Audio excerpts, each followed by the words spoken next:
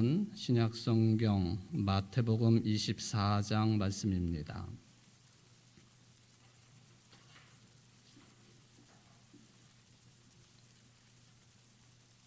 마태복음 24장 36절부터 44절까지 말씀을 봉독해 드리겠습니다. 그러나 그날과 그때는 아무도 모르나니 하늘의 천사들도 아들도 모르고 오직 아버지만 아시느니라. 노아의 때와 같이 인자의 맘도 그러하리라. 홍수 전에 노아가 방주에 들어가던 날까지 사람들이 먹고 마시고 장가들고 시집가고 있으면서 홍수가 나서 그들을 다 멸하기까지 깨닫지 못하였으니 인자의 맘도 이와 같으리라. 그때 두 사람이 밭에 있음에 한 사람은 데려가고 한 사람은 버려둠을 당할 것이요 두 여자가 맷돌질을 하고 있음에 한 사람은 데려가고 한 사람은 버려둠을 당할 것이니라. 그러므로 깨어있으라. 어느 날에 너희 주가 임할는지 너희가 알지 못함이니라. 너희도 아는 바니 만일 집주인이 도둑이 어느 시각에 올 줄을 알았더라면 깨어있어 그 집을 뚫지 못하게 하였으리라. 이러므로 너희도 준비하고 있으라. 생각하지 않은 때에 인자가 오리라. 아멘. 이는 하나님의 말씀입니다. 하나님께 감사합니다. 우리는 지금 2023년 계묘년 검은 토끼의 해를 맞이하고 첫날 첫 주일 예배에 참여를 하고 있습니다. 여러분 모두에게 처음과 끝이 되시는 여호와 하나님의 사랑과 평화가 충만하시기를 주의 이름으로 축원을 드립니다. 교수신문이 매년 사자성어를 발표하듯이 펜톤이라고 하는 기업에서 이곳은 세계 최대 색채 연구소가 되겠는데요. 매년마다 그 해를 상징하는 색을 발표하기도 합니다. 매우 유명한 그런 회사고, 그리고 이 회사가 발표한 색은 그 해의 모든 디자인 하시는 분들이나 또 심지어는 기업을 운영하시는 분들에게도 상당한 영향을 끼치는 것으로 되어 있습니다.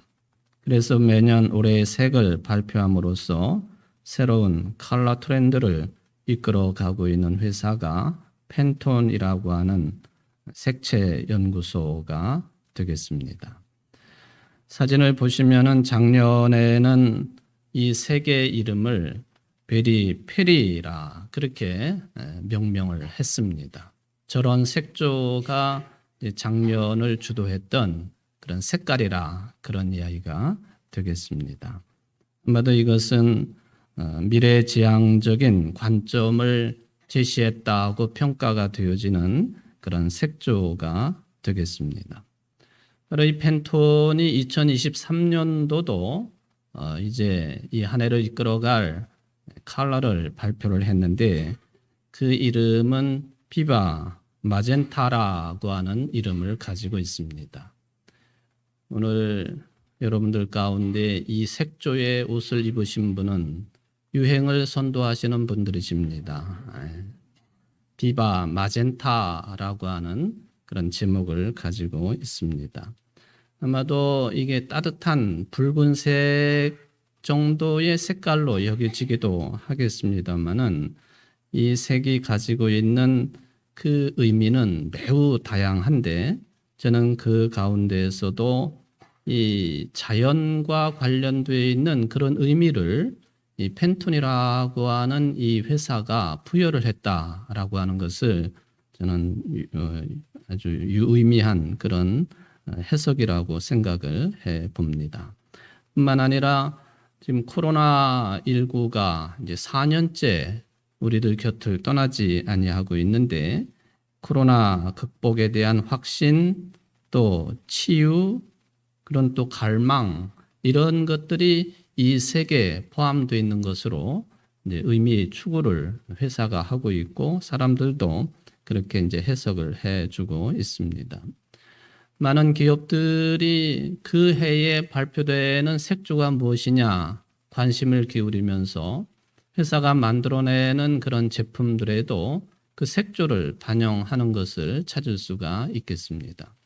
우리나라 기업 가운데에는 그 엘모 기업이 이 색조에 충실히 따르는 것으로 되어 있습니다. 작년 12월 22일 이런 그 생활 가전 최초로 팬톤의 이 색상 비바 마젠타 색상을 추가를 해가지고 물론 이제 그 동안에도 끊임없이 팬톤과 협업을 진행을 해 왔습니다만은 새로 출시된 냉장고 등에 이런 색조를 입혀서 출시를 하고 있다 하는 것을 확인을 해 볼 수가 있겠습니다. 새해 첫 주를 맞이한 우리 모두 또 우리 민족에게 비바 마젠타 색이 가지고 있는 의미처럼 정신을 차리고 깨어서 확신과 치유와 열정의 삶을 영위할 수 있는 그런 영혼의 색깔이 우리 모두에게 입혀졌으면 좋겠다 하는 그런 생각을 해봅니다. 여러분들 모두에게 이런 뭐 색깔의 의미가 주는 그런 다양한 뜻이 있겠습니다만은 이런 치유와 또 열정, 확신, 교회 생활과 여러분들의 신앙 생활 속에서도 좋은 동기부여가 되시기를 주의 이름으로 축원을 드립니다. 우리는 출애굽기 20장에 나와 있는 십계명을 잘 알고 있습니다. 십계명을 여러 단어로 표현을 할 수가 있겠는데 데칼로그라고 하는 그런 용어로도 십계명을 표현합니다. 모세가 시내산에서 하나님으로부터 직접 받은 10마디의 말씀, 십계명, 그게 데칼로그가 되겠습니다. 그런데 폴란드 출신의 영화 감독이 계신데 이름 발음이 좀 쉽지는 않습니다. 키에슬로프스키라고 하는 분이 이런 제목으로 즉 데칼로그라고 하는 제목의 TV 영화를 1987년, 8년 그 사이에 만들어서 이제 시청하도록 그렇게 제작을 했습니다. 데칼로그라고 하는 그런 TV 영화라고 볼 수가 있겠죠. 20세기 말에 비틀린 인간 사회의 모습을 담담하면서도 매우 무게 있게 담아낸 호평을 받은 그런 영화로 기억이 됩니다. 또 이 데칼로그라고 하는 영화를 제작함으로 인하여서 폴란드 출신이지만은 키에슬로프스키라고 하는 이름이 거장으로 불리게 되는 그런 시발점이 되기도 했습니다. 바로 십계명에 관한 그런 그 TV 영화이기 때문에 제1계명부터 10계명까지 내용을 꼭지별로 다루고 있음도 확인할 수가 있겠습니다. 오늘 저는 그 가운데에서 첫 번째 계명에 관한 내용을 잠시 여러분들에게 소개를 해보려고 합니다. 10계명의 첫 계명, 너는 나 외에 다른 신들을 내게 두지 말라 하는 내용이 되겠습니다. 그 영화에 보면은 대학 교수 크지슈토프라고 하는 이름의 대학 교수와 그리고 12살 난 아들 파벨이 함께 생활을 합니다. 아버지는 컴퓨터를 신처럼 모시고 사는 사람입니다. 매우 이성적인 판단을 중시하는 그런 인간이라고 하겠죠. 어느 날 아들 파벨이 길에서 죽은 개의 시체를 보고는 아버지에게 하나님의 존재에 관해서 질문을 했습니다. 아버지는 아들의 질문에 대해서 이 아버지는 신앙의 깊이가 없는 사람이었기 때문에 어떻게 답변을 해야 되겠는가 고민을 하게 되었습니다. 그러다가 크리스마스가 다가오게 되자 아들에게 스케이트를 준비해 놓고 이제 아들을 기쁘게 할 생각이었습니다. 아들이 이제 그 스케이트를 가지고 가까운 곳에 있는 호수에 가서 스케이팅 하는 것을 상상하며 기쁨으로 선물을 준비를 했습니다. 이 아버지는 이성적인 판단력을 신처럼 여기고 있는 사람이기 때문에 아들이 스케이팅을 할 그 호수의 얼음이 이게 안전하게 그렇게 두꺼운 두께를 가지고 있는지를 측정을 해 보기를 했습니다. 그것을 컴퓨터로 계산을 해 보았습니다. 컴퓨터 계산을 해 보니까 그 호수의 두께는 스케이팅 하기에 알맞을 정도로 얼었다고 하는 것을 확인을 할 수가 있었습니다. 그렇지만은 이 아버지는 그렇게 컴퓨터를 통해서 얼음의 두께가 안전하다고 하는 것을 알게 됐음에도 불구하고 왠지 모를 불안감에 쌓여서 호수에 직접 나가가지고 꽁꽁 얼어붙은 얼음 위에서 발을 굴러 봅니다. 얼음의 지탱력이 얼마나 되는지를 직접 시험을 해 본 것입니다. 바로 이러한 행위를 통해서 영화 감독은 오늘날 우리 모든 인간들이 하나님 대신에 이성을 의지하는 합리적인 인간들의 내면, 불안한 내면을 잘 묘사해주고 있다고 평가를 할 수가 있겠습니다. 컴퓨터로 계산된 확실성을 절대적으로 믿고 의존하고 있는 교수임에도 불구하고 내면에 깔려있는 실존적인 불안만은 어찌할 수가 없었습니다. 바로 호수에 가가지고 직접 얼음을 발로 굴러보는 행위는 이러한 현대인의 심리 상태를 잘 보여주고 있다고 볼 수가 있겠습니다. 아버지의 불안은 현실로 이어졌습니다. 다음 날 돌아와야 될 아들이 돌아오지 않았습니다. 안절부절하지 못하면서 애써 그것을 감추려고 했습니다. 그때에 손도 대지 않았던 컴퓨터가 꺼지고 아무 이유 없이 잉크병이 깨지는 것을 목도를 합니다. 이성적으로 도저히 이해할 수 없는 일들이 주변에서 일어났던 것입니다. 그리고 곧 이어서 소방차가 앵앵거리고 지나가는 소리가 들렸습니다. 이웃의 아낙네가 호수 얼음이 깨져가지고 사고가 났다고 소리치며 달려가는 소리도 듣게 되었습니다. 그렇지만은 이 교수 아버지는 절대로 얼음이 깨질 리가 없다고 다짐을 합니다. 절대로 내가 확인을 한, 내가 시험을 한 이 얼음이 깨질 리가 없다. 얼음의 두께를 컴퓨터로 계산한 것이기 때문에 깨질 수가 없다. 라고 하는 확신을 그때까지 가지고 있었습니다. 컴퓨터가 틀릴 리가 없다는 것입니다. 이 아버지에게는 하나님보다도 컴퓨터가 언제나 더 확실한 믿을 만한 반석이었습니다.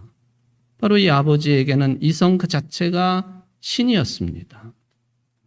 그런데 이것이 허망하게 무너지고 말았습니다. 얼음이 깨졌고 깨진 얼음 구멍 속에서 잠수부가 그 아들 파웰의 시신을 찾고 있었습니다. 아이의 고모와 함께 처참한 모습으로 그것을 지켜보던 아버지는 집으로 돌아와서 컴퓨터 화면을 노려봅니다. 조금 전에 저절로 전원이 나갔던 그 컴퓨터의 모니터에는 인공지능 프로그램이 나는 준비되어 있다 라는 문자를 띄워주고 있었습니다. 슬픔에 쌓이고 절망에 쌓인 아버지는 성당으로 달려갑니다. 그렇지만 이미 합리주의 이성의 세례를 받은 그로서는 이 처참한 순간에조차 하나님 앞에 무릎을 꿇지 못했습니다. 오히려 분노에 차가지고 성단, 제단을 엎어버렸습니다. 그때에 전날 학교에서 녹화된 아들 파웰의 생기발랄한 모습이 화면에 나타나면서 1편 영화가 끝을 맺습니다.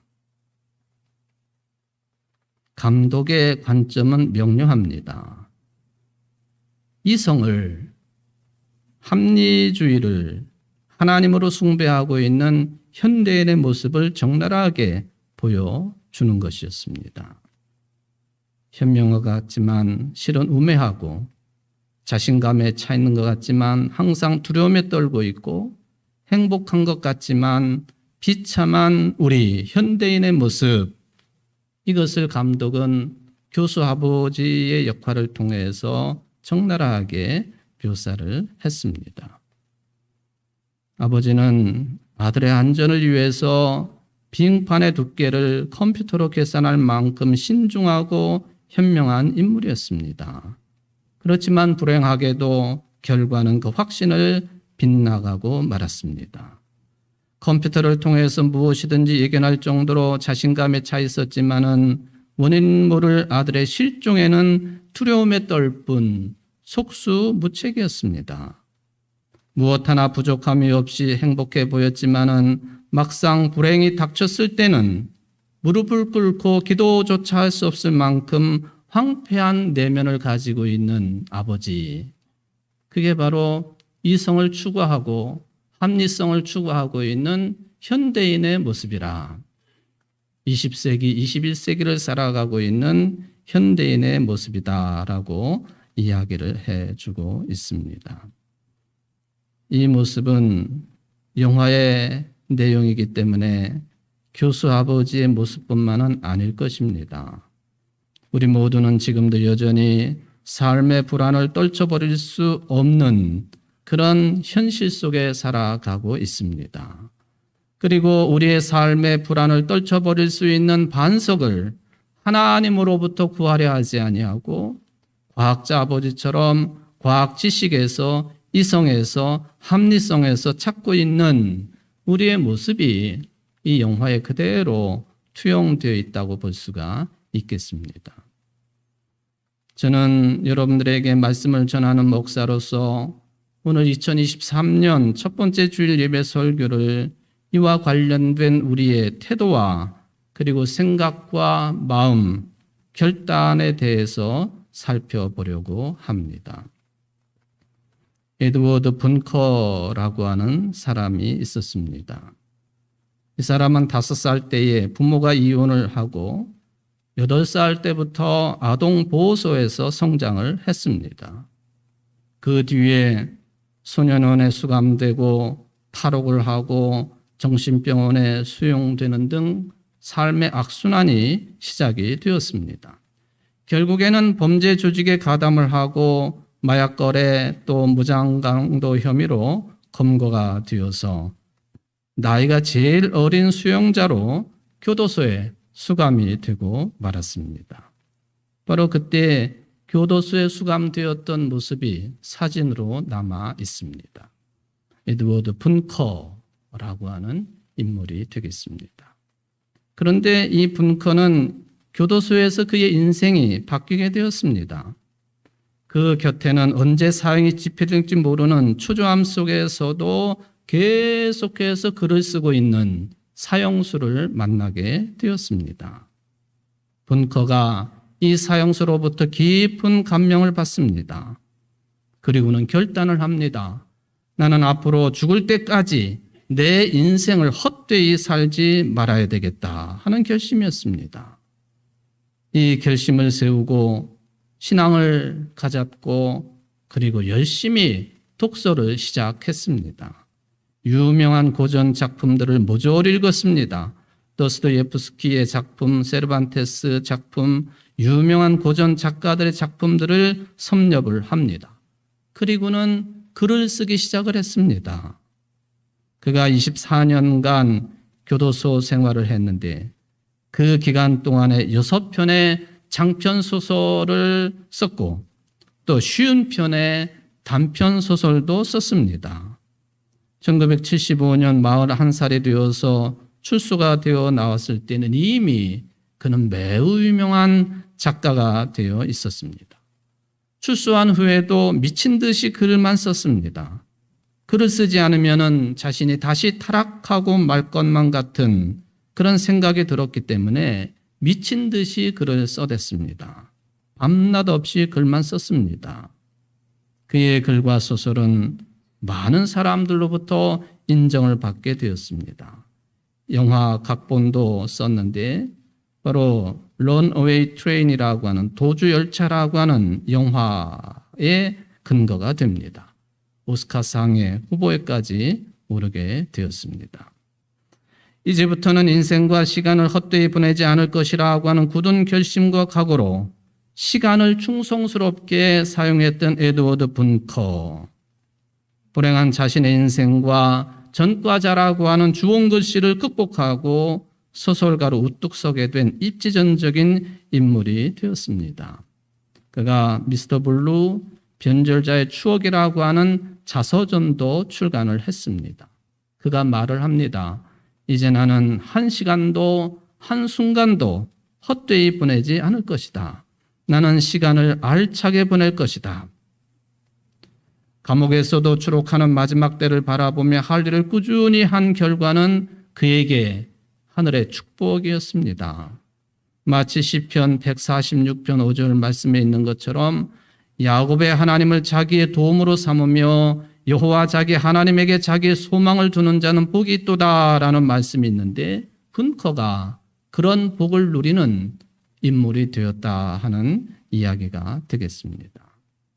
분커는 어느 순간에 정신을 차리고 깨어있는 인생의 주인공이 되었습니다.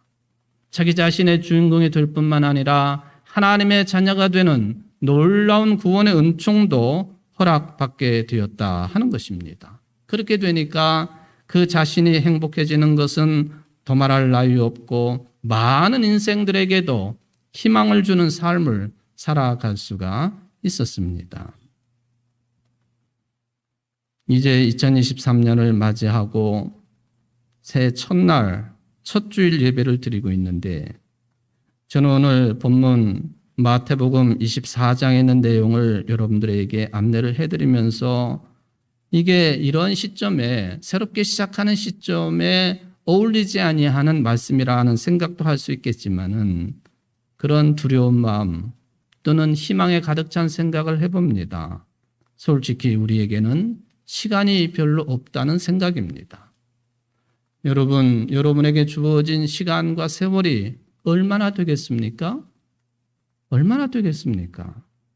우리에게는 시간이 별로 없습니다. 여러분들이 지금까지 절대적으로 의지하고 있던 대상과 내용이 무엇인지를 좀 돌아보시기를 바랍니다. 내가 절대적으로 의지했던 그것들이, 그 내용들이 사라지는 순간을 한번 상상해 보십시오. 아니, 인류 전체가 멸종하는 순간이 언젠가는 온다는 것, 개인이 죽어 멸절되는 순간이 온다는 것, 이거 누구도 부인할 수 없는 전율할 정도로 우리에게 다가오는 시간들이고 상황들이라고 하는 것을 오늘 본문을 통해서 생각을 해 봅니다. 물론 전도서 3장 12절 이하에 보면은 이제 나는 깨닫는다. 기쁘게 사는 것, 살면서 좋은 일을 하는 것, 사람에게 이보다 더 좋은 일이 무엇이랴. 사람이 먹을 수 있고 마실 수 있고 하는 일에 만족을 누릴 수 있다면 이것이야말로 하나님이 주신 은총이다. 이제 나는 알았다.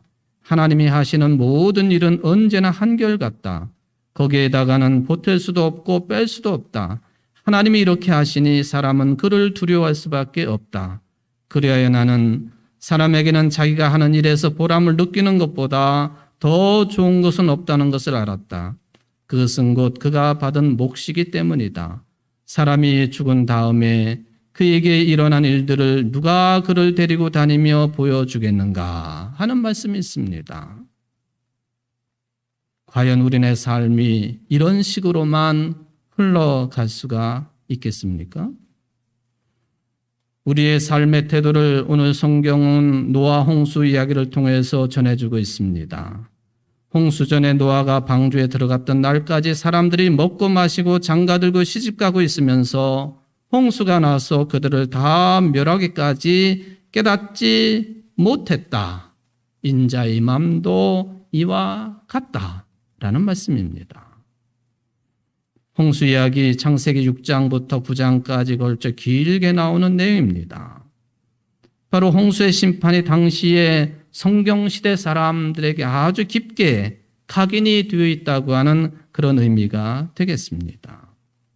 여러분, 홍수의 심판, 이 내용은 그 의미는 그 시대 사람들에게만 해당되는 것이 아니라 2000년 전에 예수님께서도 이 내용을 인용하시면서 시간에 관한 인자의 오심에 대한 말씀을 주셨다고 하는 것을 늘 기억하시기를 바랍니다.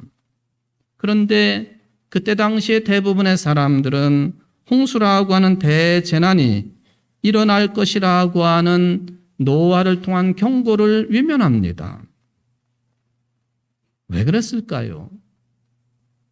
우리가 감당할 수 없는 어떤 결정적인 순간, 그것이 그들의 눈에는 띄지 않은 것이고 그들의 귀에는 들리지 않았다고 하는 것이 하나의 이유가 되겠습니다. 결정적인 순간이 어떤 사람의 눈에는 들어오고 또 어떤 사람의 눈에는 들어오지 않는다고 하는 사실이 되겠습니다. 그런 뜻에서 오늘 본문의 인자의 임함이라고 하는 표현을 유심히 살펴봐야 될 것입니다. 임한다, 인자가 임한다. 그리스어로는 파루시아라고 하는 단어를 사용을 합니다. 시작한다, 도래한다, 도착한다. 이런 뜻이 파루시아라고 하는 헬라어가 가지고 있는 뜻이 되겠습니다. 바로 이 그리스도의 임함 또는 인자의 임함, 이것은 기독교 신앙의 본질이 무엇인지를 잘 드러내주고 있는 매우 중요한 의미입니다. 첫째로는 2000년 전에 유대 베들레헴 땅에 한 아기로 오신 예수님을 기억하게 합니다. 두 번째로는 세상 마지막 때 생명을 완성하려고 다시 오실 예수님을 기다리는 의미입니다. 셋째로는 지금 여기 우리와 함께 하시는 예수님을 맞아들이는 그런 의미가 있습니다. 말하자면 과거와 현재와 미래가 모두 다가 임하실 인자 예수 그리스도와 연결되어 있다는 것입니다.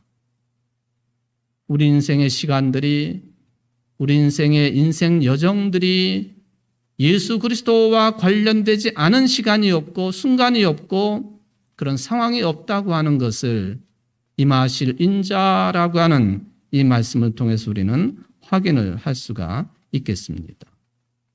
바로 인자가 임하신다. 결정적인 순간입니다.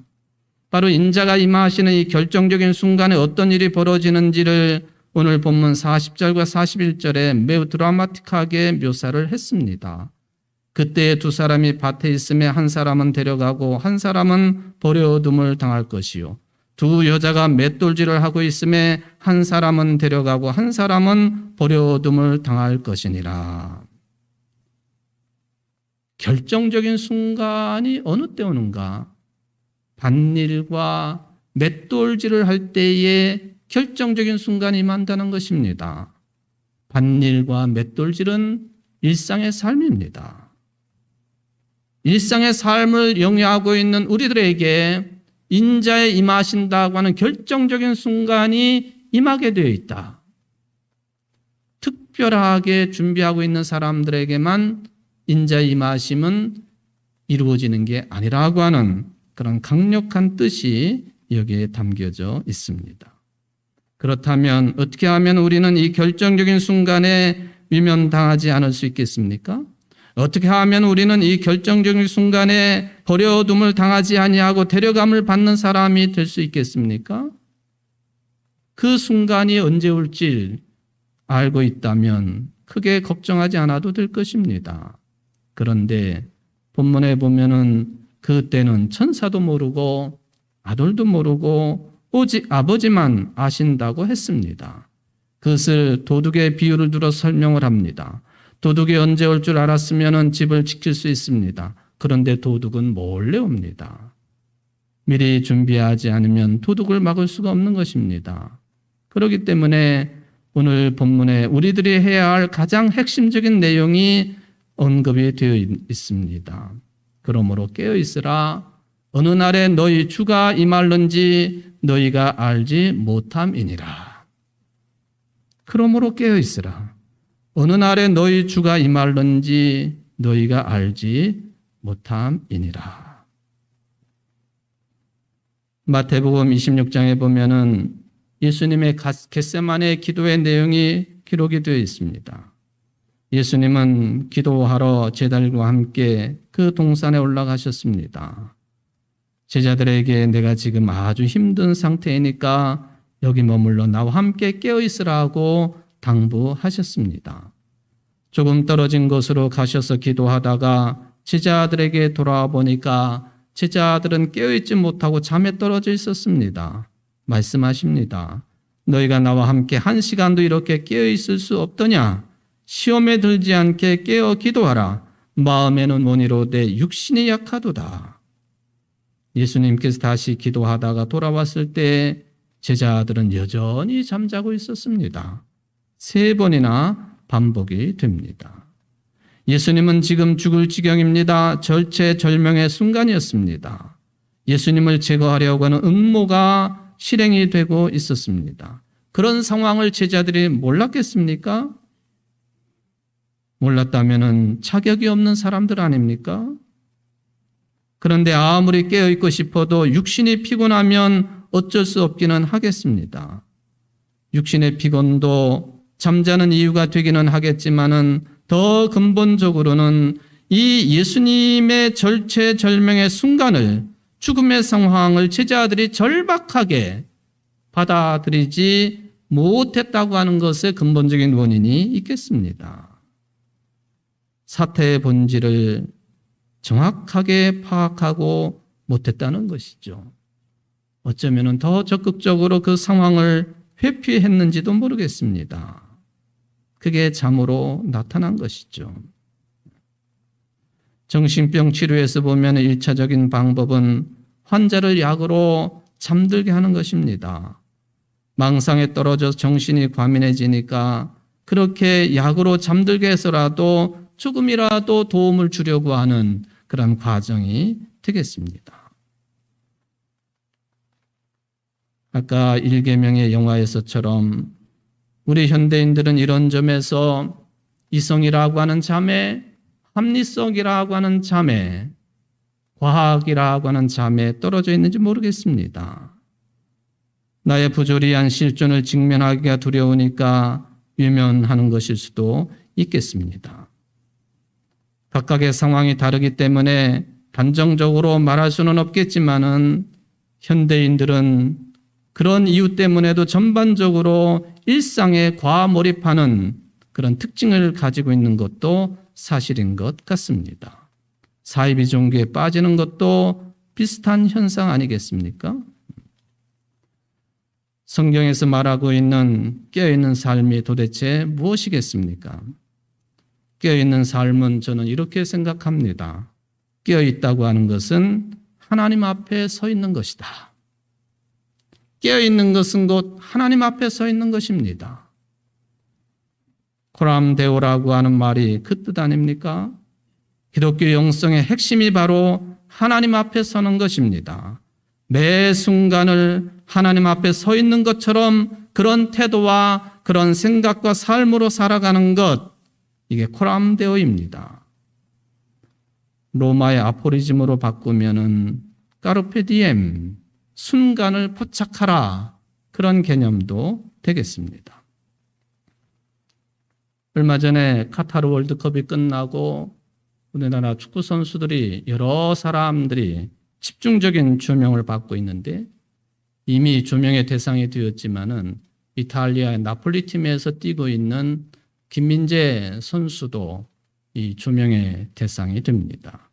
나이도 젊고 키도 크고 스피드도 대단한 선수입니다. 앞으로 높은 몸값이 매겨질 가능성이 큰 그런 김민재 선수이죠. 그런데 이 선수가 조금 화면으로 보기에는 좀 그렇지만은 옷을 훌러덩 벗으니까 온몸에 문신이 있습니다. 타투라고 하는 문신이 새겨져 있습니다. 좀 걱정이 되기는 해요. 이 문신을 지울 수는 있는 건지, 옛날에는 어깨들이나 노는 사람들만 하는 타투인 줄 알았는데 이제 이 타투가, 즉 문신이 일반화되어 가지고 별로 개의치 않는 분위기입니다. 여러분, 김민재 선수가 어떤 타투를 하고 있는지 한번 보실까요? 뭐라고 써 있나요? 까르페 디엠, 까르페 디엠. 등을 보실까요? 징그러워 보이죠? 근데 저 한가운데에는 예수님이 서 계십니다. 이 어쩔 수 없는 세태예요. 저한테 누가 우통을 벗어보라는 사람은 없겠지만 목사니까 가슴팍에다가 예수님을 딱 문신으로 받고 생활을 한다면 여러분들 저를 내쫓을지 모르겠어요. 근데 저 등 뒤에는 예수님이 서 계시고 가슴에는 까르페 디엠, 말하자면은 코람데오, 하나님 앞에서라고 하는 그런 개념으로 해석할 수 있는 그런 글귀를 가지고 있습니다. 종교적인 그림이죠. 자기는 이 문신들을 매우 사랑한다고 했습니다. 네, 하나님 앞에 서서 부끄러움이 없는 최선을 다하는 한 분야의 전문가로서의 삶을 살아가고 있기 때문에 그렇습니다. 여러분, 하나님 앞에서의 삶인지 아닌지를 알아보려면은 내가 어떤 일을 하든지 간에 그게 어떤 일인지 간에 그 일을 해가지고 하나님 앞에 서 있는 모습인지 하나님께 가까이 가고 있는 사람인지 내 영혼이 풍요로워지는지를 보면 됩니다. 여러분의 영혼이 풍요로워지는 그런 순간이 정말 기다려지지 않습니까? 우리 인생은 그런 지향점을 가지고 있어야 되겠습니다. 브라더 로렌스라고 더 많이 알려진 니콜라스 헤르만이라고 하는 사람이 있습니다. 10살 때 전쟁터에서 발을 다쳐가지고 평생을 발을 절며 살아야 했습니다. 이런 일 저런 일을 전전하다가 나이 50살에 갈메 수도원의 주방장 일을 맡게 되었습니다. 다리가 불편하지만 피곤하지 아니하고 언제나 감사하며 매사에 최선을 다했습니다. 그래서 그는 자기가 일하는 부엌을 작은 천국이라고 여기고 음식을 정성스럽게 만들어서 수도사들에게 봉사하는 것 자체를 고마워했습니다. 하나님, 저의 요리 솜씨가 부족함에도 수도사들을 위한 부엌일로 모실 수 있게 해주셔서 고맙습니다. 언제나 감사 기도를 했습니다. 작고 하찮은 일일지라도 감사하는 마음을 가지고 일을 하게 되면 그 일 자체가 소중해진다고 하는 판단을 얻은 것이었습니다. 정성껏 했습니다. 수도사들이 이 다리가 불편한 이 평신도와 같은 사람을 수도원장으로 추천을 합니다. 수도원장이 될 수 있는 자격이 없는 사람임에도 불구하고 수도원장으로 추천을 합니다. 로마서 13장 11절에 보면은 사도 바울이 이렇게 권면을 합니다. 또한 너희가 이 시기를 알거니와 자다가 깰 때가 벌써 되었으니 그렇다. 자다가 깰 때가 되었다는 거예요. 너희가 이 시기를 알거니와 자다가 깰 때가 되었다. 깬다고 하는 것, 깨어있다고 하는 것, 코람데오입니다. 하나님 앞에 서 있는 거예요.